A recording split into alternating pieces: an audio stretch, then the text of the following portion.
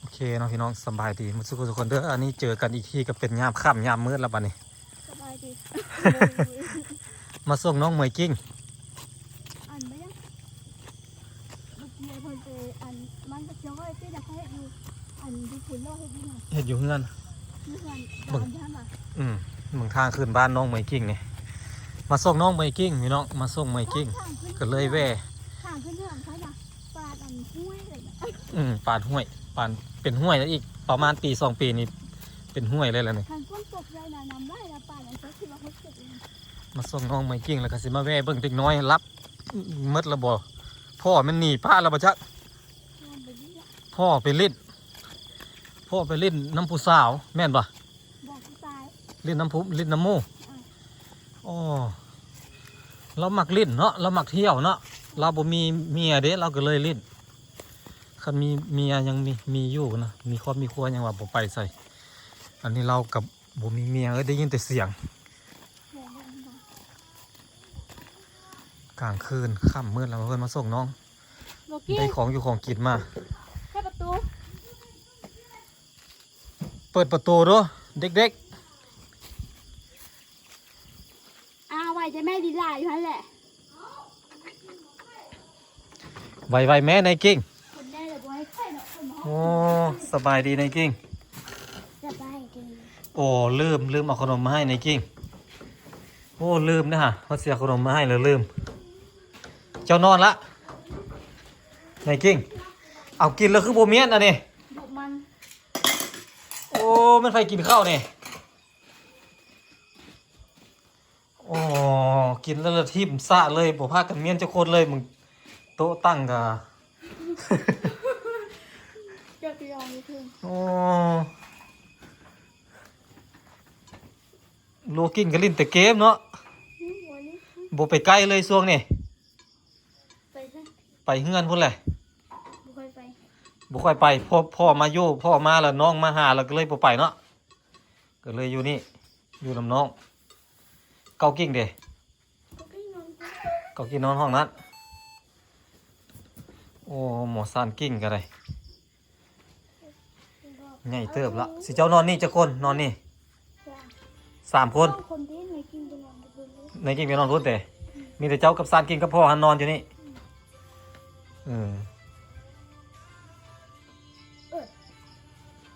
กินข้าวกับหยัง กินข้าวกับครอบครัว กินข้าวกับมะทั่วมันไปเฮ็ดให้กิน กูปิ้น เกากิ้งโอ้เกากิ้งเป็นคนเฮ็ดเจ้าบ่เฮ็ด กูข้าวก็แบบเหียนมากเขาเห็นมันเห็ดป่าวันนั้นเขากินวะ เออ เดี๋ยวรอมัน เฮ็ดเกากิ้งเฮ็ดเตรียมไว้ให้ละเฮ็ดเตรียมไว้ให้ละมาก็เลยกินได้เลยพ่อเด้ไปใส่ พ่อบูฮูแหละ พ่อไปเล่นน้ำผู้สาวแล้วบ่พ่อ มาแม่ เอาเป็นหยังให้ ดูได้ให้นะ แล้วก็เอาพ่อแพรปิดหน้าปิดตาอยู่โอ้ปานให้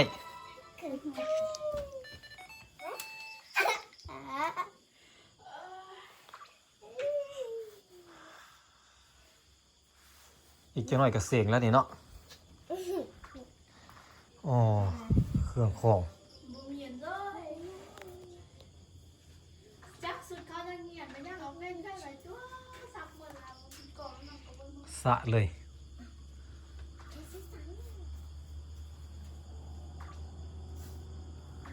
สภาพเงินเนาะอันนี้เนาะหลอดไฟหลอดเดียวทางในภาพเงินของเด็กๆ สมัยนั้นอยู่กันเองเลยสมัยนั้นนี่แตกทะลุผู้พ่ายกับมารวมตัวกันอีกเทื่อละอีกครั้งละเมยกิ้งได้เสียดยังเมยกิ้งน้ำกราบเลยเนาะมีแต่เตรียมตัวนอนนั่นแล้วเนาะ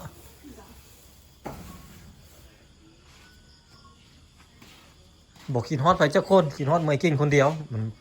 น้องในกิ้งคนบอกกินฮอดแต่เมยกิ้งเกากิ้งนอนห้องใด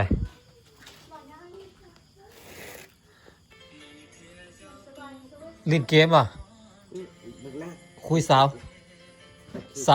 บ้านปากเที่ยวฮะคุยอยู่ป่ะยังคุยอยู่ป่ะ สาวบ้านปากเที่ยวไอ้ถามว่าสาวเจ้าบ้านใดบ่ฮู้เลยเขาภาษามุ่งว่าบ่เป็นว่าบ้านปากเที่ยวก็ว่าบ่เป็น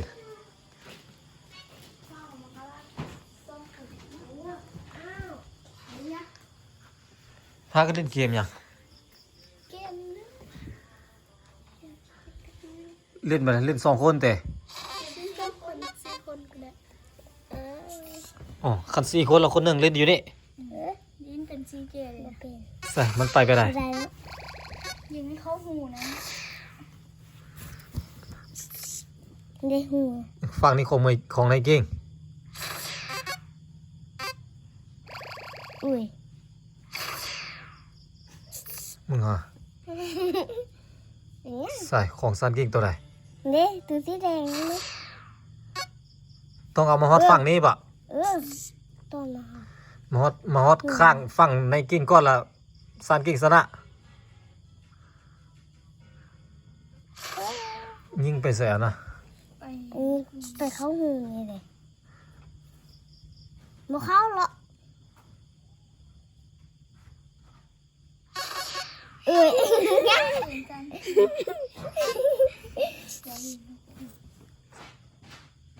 ยิงเพิ่ม ให้อันนี้มันเป็นขึ้นเป็นขีดนั้นก่อนมันจะแห้งเนอะอืม มาเข้าหรอ เอาบ่มีพัดลมแต่ ลมปวดแล้วครับ หมดแล้ว เกากิ้งโลกิ้งเฮ้ยนอนนั่นแหละตีนยันแล้วมันละงงไงนั่นลงแบบเมื่อคืนมันก็ตายเลยเนาะมันบ่ปิ้นเด้เนี่ยบ่เอาอันนั้นใส่บ่เอาอันกวบอันใบพัดมันอันใส่นะ โอ้ยโอ้ย ใส่เอาเข้าหูตัวไหน เด้ หูดำๆน้อยๆฮะ เออ อืม เอ้ย มาแล้ว เอ้ยเอ้ยมาเข้าหรอเข้าแล้วสันจริง เล็งใส่หูนี่ สันจริงเข้าแล้ว เออนี่สารกิ่งสนะในกิ่งแพะคนแพะกะตอนนั้นแหละวะซับหัวเข้าแล้ววะ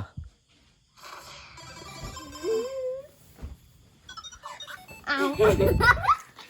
มันไผ่หล่นมา เด้วันนี้ โลกิ่งหล่นมา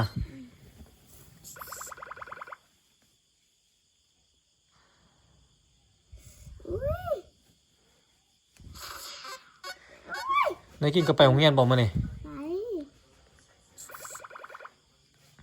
ไป ไปได้กอใกล้ฮอดฮอเฮือนได้แล้วบ่ ได้หมด ได้มาละ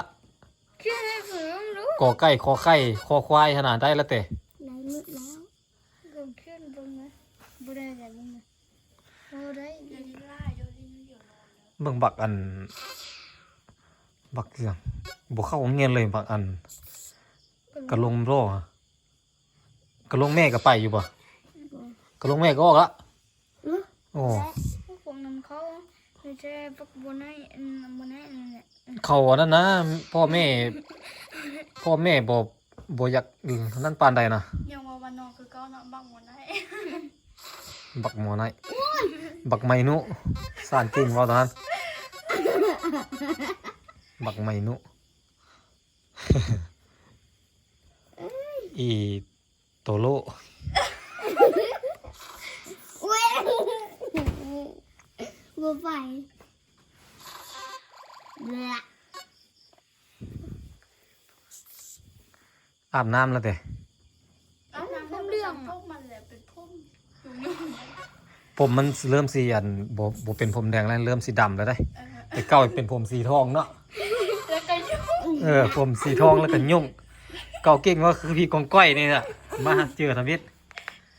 ผมในเก่งอยู่น้ำแม่ แหว ผมยุ่งผมหย่อง เข้าไปเลยแล้ว สองจอมควันได้นี่ อืม เขี้ยวมันทวิตเล่มน้อยๆนึงเนาะตอนยังหาหนามมันออกมาไม่เล่มใหญ่เลยเด้เล่มบักใหญ่ ตอนก็ไปเบียร์ไปเคี้ยววันทำเพื่อน อืม ประกาศโดนสับโดนก้อย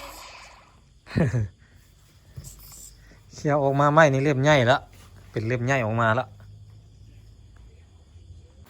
ใส่ในกิ้งเอามาเบิ่งดู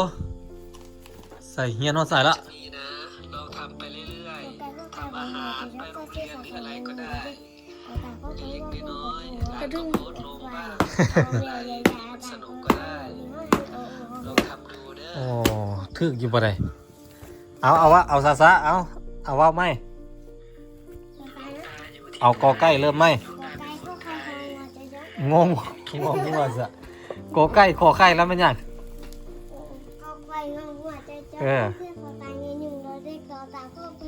ถอทงก้อนทอทงก้อนนอนกบอแวก้อนพอครึ่งเลยคาบมันทอทงนอนกบอแวปอป่าพอครึ่งพอฝนพอภูพอไฟมอแมวยอยารอเรดาร์รอลิงวอแวนหอห้านโอหอเฮือนแต่เก้าบุตัวนี้บ่มีเลยเขาหากันมาใส่นี่เพราะว่ามันจำเป็นต้องใส่เด้รอเรือถ้าเป็นภาษาไทยตอนนั้นเขาใส่ว่ารอเรดาร์แต่ตอนนี้เขาเปลี่ยนเป็นรอละครั้งรอทุ่ง แต่ ตอนจุ๊ค่อยเห็นแล้วเขาใส่เป็นรอเรดาร์พอควรพอผูพอไข่รอแมวรอยาดาพอครั้งอุ้ย แล้วราโคคังจ้ะดีว่าพี่เขาหันออกหัวเลือดเอาไก่มันเพื่อแต่กี้นี่เนาะเว้าลาวกับบ่เป็นเพิ่มในเก่งแต่นี่บะมึงเขียนก็ข้ามหน้าข้ามยังไปเลยก็เดียวเขียนเธอละอ่านไปแค่มีตรงเพลงในกูได้สิได้ยังก็เขียนถึกแล้วดิตุ่มค่อยแต่มันบอกตุ่มค่อยนะเพลงสาวแล้วเอามาพี่สั่งนะตั้งใจสมัยค่อยเหียนพุ่นเหรอบุรุษที่บุรุษที่เอามาสาวใส่หยะยังคอยก็มีอีกดังเองเหรอโอ้ค่อยเก่งจดมาเฮียนร้องบ่หรือว่าแต่งเองแต่งดิเฮียนห้องจดจักเพลงน้ามันเป็นเพลงน้าไว้ว่าเฮียนแล้วห้องเอาคะแนนนะมันเป็นเพลงน้าเบิดนะด้วยนั้นเขาจิ๊กที่หมดที่บอกมันง่ายเลยประมาณ10 ปลายเพลงคุณเพลงอันนี้ฮักแต่บอกกล้าบอกมันเพลงของกันนะทางพ่ออันนี้อยากจะบอกออกไปจะมันเล่าบอกออกนะก็อยากทำตอบมันไม่ต้องสิ่งที่ต้องการฟังมีเพลงคอยของอันวงอันเอลโซนนั่นป่ะแม่นั่นแหละมาใส่มาถึงวันนี้เนี่ยคนดีจะบอกกลับมาเนี่ยแม่แหละเพลงของอันแขกเอลโซนฮักว่าแต่ปากโอ้ฮักว่าแต่ปากไอ้ก็เคยฟังนี่คำเว้าที่เจ้าพำอย่างใดบอกเคยจะจริงใจมาง่ายได้ว่าหาเขายิ่งกว่าไผว่าหาเขาหมดใจปากก็บอกว่าหากทั้งที่ใจบ่สนกลายเป็นคนอื่นไปแม่นบะ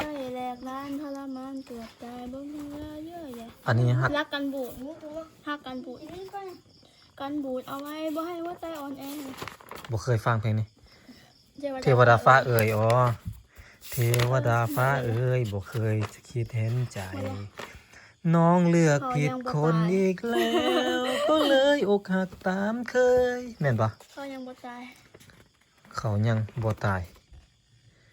พื้นที่ความเหงาอ๋อคือสิจดเพลงไว้ร้องเพลง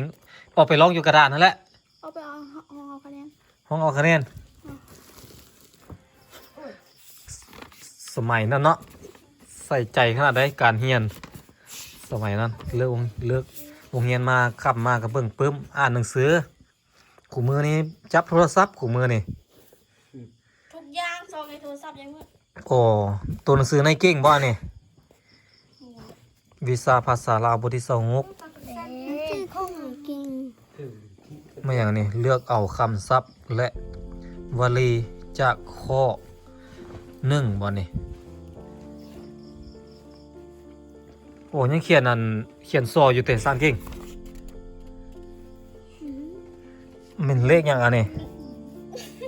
อันนี้มันเป็นเลขอันนี้มันคิดว่าอันนี้เลข7อันนี้เลข3เลข7เลข3แล้วบวกกันแล้วเป็น10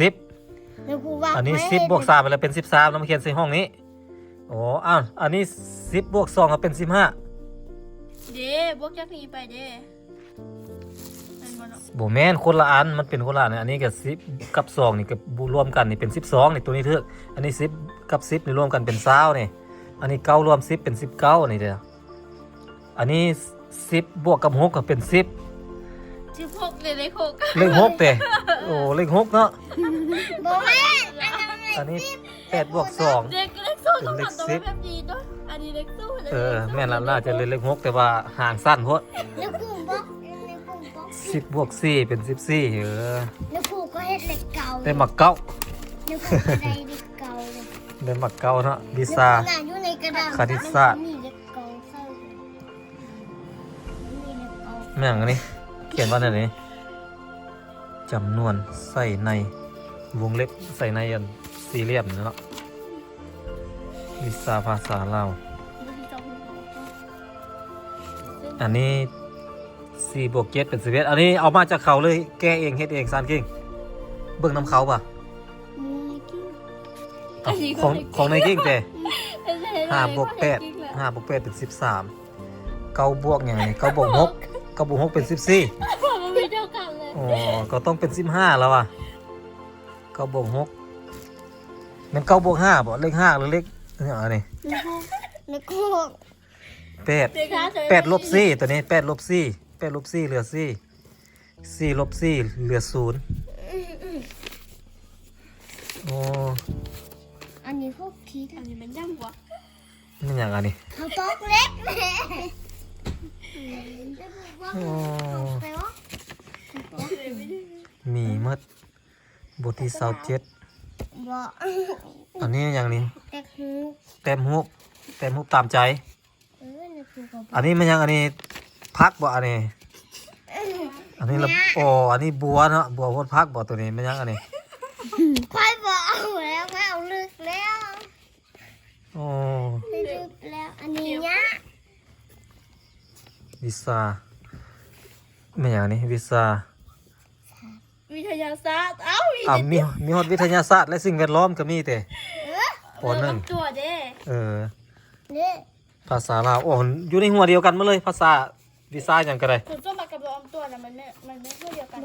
มันมืด คณิตศาสตร์ก็อยู่ในนี้ เต็มดอกไม้เดี๋ยว อยู่ กูบ ได้ อก มันบ่ขึ้นอัน เอ๊ะ โมนะ ตัว ตัวนี้ได้หมักเจ็ดดอกไม้กับมังม่วงนี่ งงวงไปกับประธาน อันนี้ วิซาภาษาลาว ตัวแค่เมื่อกี้นี้แม่นตัวอยู่ทางคุณนี้แล้ว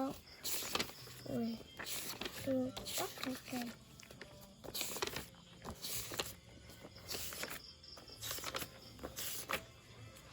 โอ้ตัวเมื่อกี้นี้ ไม่อย่างอันนี้ ตัวเมื่อกี้บ้าเขียนตัวเมื่อกี้ แล้วแยก2คำศัพท์มาซะ เขาได้ฮับอันนี้นะ ได้ครับ เออ เอามาไปแม่นี่ให้ได้ครับ เอาอันนี้ พายังอันนี้ มาไป อันนี้ ได้รับ ไอ้ฮับอันนี้ พา พาชื่อ พาถือขัน ฝน พาถือโฟน แม่นอันนี้ชื่อ ชื่ออะไรกันยังอีก ฝน โอ้งงเลยภาษาลาวเป็นอันนั้น อันนี้โอ้ เท้าคำเท้าคำอย่างอันนี้เท้าคำริมบะเอาอย่างอันนี้ บูแหละในผู้จังเขียนของจังเขียนไปเลย โอ้แม่เว้าว่าฝนตก ที่เอาคันห่มไปนำเด้ภาษา อันนี้ผิดแล้วอันนี้ผิดมันมีกี่นี้เด้ โอ้อันนี้นักเรียนเนาะอันนี้เนาะใส่เบิ่งดูลายมือเอาอันนี้อันเก่าอันนี้ แล้ว หมันและบ่ แล้ว หมันและเนาะอันมีหัวเดียวนี่บอกปื้มเจ้าหันเอามาเบิ่งอีกดู อันนี้บ่มีอันนี้บ่ต้องบ่ได้เขียนชื่อ เขียนแต่หัวนี้ เออ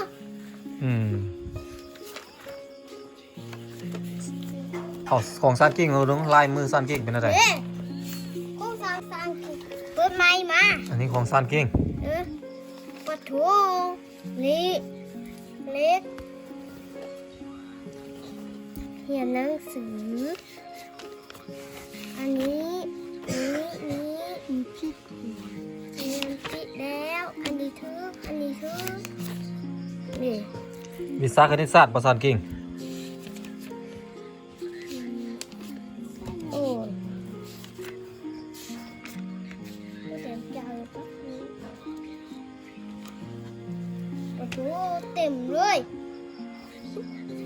แค่ใส่ผียังแค่ใส่ผีเนาะแค่ใส่ผีแค่อยู่ทาง จดตามในครูก่อนนี่ในครูจดใส่กระดาษแล้วจดเอาน้ โมเมนต์คืนคุณยัง ำจดนั่นในปึ๊บใหญ่เลยอ๋อ โปรแกรมบทถูกใจ โอ้ได้หมักสองตัวนี้ ได้หมักสองอันนี้ได้หมักสี่ อันนี้ แมวอยากผิวเป็นคือคนแมวอยากผิวเป็นคือคนโอ้ฮัดเขียนงามมั้อันนี้แต่ว่าขี้ร้ายตัวใหญ่แล้วก็น้อยลง มัก10บักใหญ่ๆเลย หมักเจ็ดอันนี้นะเจ็ดส่วนเซฟก็คือคะแนนเต็มแต่10แต่ว่าได้แต่เจ็ดอันนี้หมักห้าส่วน10 อันนี้บ่แม่อันนี้ขึ้นมาอันนี้คือกวดอันนี้คือกวดอันนี้ เออ ปะทูอุ้ย โอ้ตัวหมูกับตัวหมาบ่เนี่ย ตัวมาตัวมูตัวมาตัวมู อืม ตัวมากับมูเบอร์ไม่ติน ตีนหมู ตินก็คือกันไอ้ตินคือคนเลยตินมันคือคนดีอุ้ย โอ้หูรถก็มีรถทีบกับรถกระบะรถมังฮก โอ้ย เมื่อแล้วเนาะ เอานั่นคือสารกินนั่นคือบุกเขียนสารกินเอาปืนมายึดดูนี่บ่เบิ่งให้หมด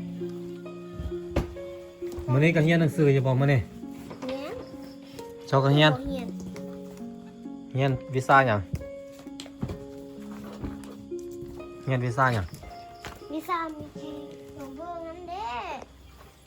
บ่เห็นหรอมันทิ้ง เออ นี่นั่นนี่หูเป็ดเอาเป็ดโอ้ยหู คือบ่แต้มสร้างเด้ สามในครูบ่แต้มอุ้ยแต้มดีสิ อ๋อปึ้มนักเรียน โอ้ย ปอหยังซันกิ่งปสอง ผู้สาม ปสามอ๋อลายมือเด็กปสามด้วยนี่ เป็นไรแท้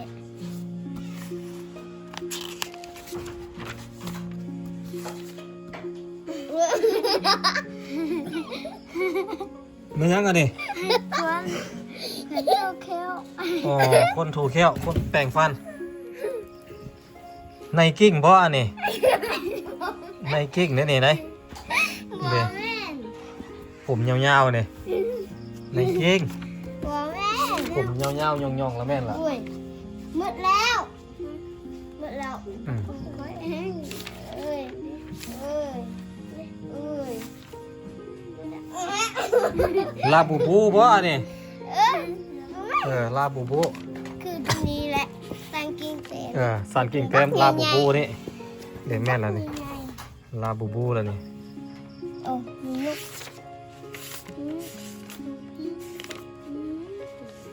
กกระต่ายกระต่าย ใส่กระต่าย นี่ตัวมินโฮกระต่าย ตัวนี้ตัวอ้นบ่อันนี้ ตัว ตัวตุ้นอันนี้นะ อันนี้ มันคือตุ้นหัวใหญ่ๆคือตุ้นเนาะตัวหนูมันต้องหัวน้อย ใกล้น้อย อันนี้เด้ กระต่าย กระต่ายหูยาวๆหูยาวๆหางมันป้อมมันนั่งเขาม่อมเขียวหญ้าอ่อน กระต่าย ๆเด็กน้อยพากันมาเบิ่ง ยาวๆดูปัง หน่อยนี่หน่อยตัวนกก็มีตัวปลาก็มี ๆโอ้หมด โอ้คนแต้มตัวนี้นี่แต้มเบนเทนนี้นี่เดี๋ยวมุมนี้นี่แต้มเบนเทนนี่เลยคือตัวนี้นี่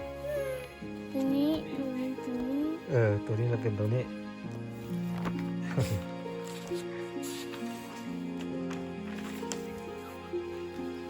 สินอนจังโมงอยากนอนแล้วป่ะยังบ่อยากนอน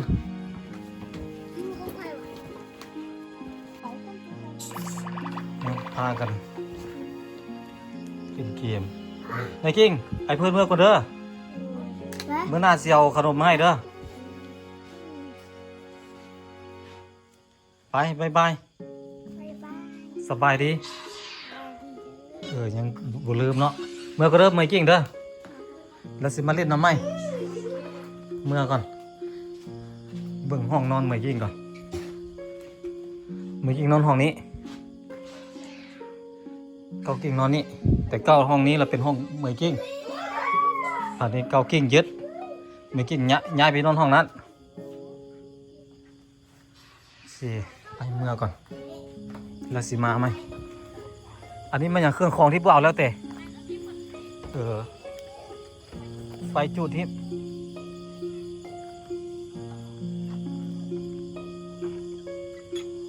โอเคกลับก่อนพี่น้องมาแวะรีดน้ำน้องน้อยหนึงเดี๋ยวมื้อหน้าบ่เพื่อนสีมา